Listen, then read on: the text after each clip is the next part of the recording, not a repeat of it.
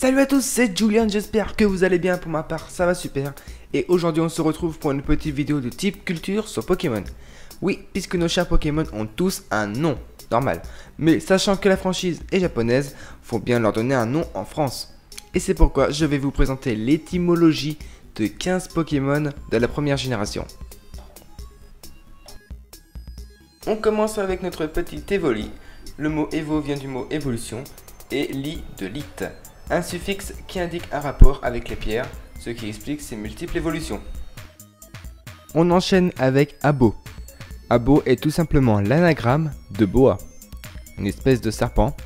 Pareil pour son évolution avec Arbok, désignant le cobra. On enchaîne avec Goupix, du mot goupil signifiant le renard au Moyen-Âge, depuis le roman de Louis Pergaud, du goupil au margot. Oui, je suis cultivé et je vous emmerde. Et du mot 6 pour le nombre de queues. On continue avec Nosferapti, d'où Nosferatu, un ancien film du même nom, d'où le personnage principal est un vampire. Donc, vampire, chauve-souris, le point commun. Et du mot petit pour petit. Pour Nosferalto, c'est un peu différent. Nous avons choisi de prendre le mot grand et de le mettre en latin, qui donne alto.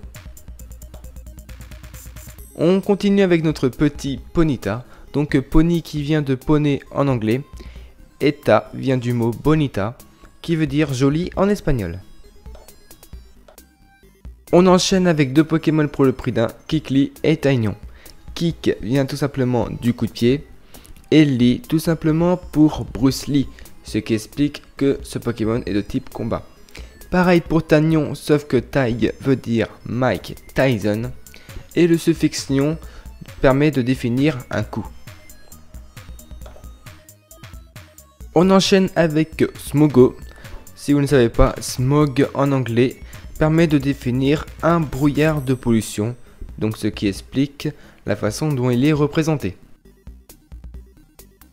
On poursuit avec Léviator, qui vient du mot Léviathan, un monstre marin légendaire, et du suffixe or. On poursuit avec Loclas, avec le préfixe Loc qui indique le monstre du Loch Ness, et Las, le suffixe pour classe. On poursuit avec les trois osios légendaires de la première génération, Articodin, Elector et Sulfura. Articodien vient d'Arctique, le cercle polaire d'où sont-ils glace, et Odin, dieu de la mythologie. Pour Elector, nous avons l'électricité bien évidemment, et de Thor, dieu de la foudre dans la mythologie également. Pour Sulfura, nous avons la sulfure qui indique le soufre, et Ra, dieu égyptien du soleil, un rapport aussi avec la chaleur. Et on termine avec Mew, c'est ce que je trouvais vraiment un peu plus what the fuck, qui vient du premier mot mutanto, qui signifie mutant. Donc voilà, Mew est un mutant. Donc voilà, cette vidéo est terminée, j'espère que ça vous plaira, que vous aimez ce concept. Et si ça vous intéresse, n'hésitez pas à me le dire en commentaire et préciser dans quel domaine, soit sur la génération, sur les légendaires ou les starters par exemple, que vous aimeriez que je refasse. En tout cas, n'oublie pas de t'abonner à la chaîne, de lâcher un pouce bleu si tu as aimé cette vidéo et de partager sur tes réseaux sociaux.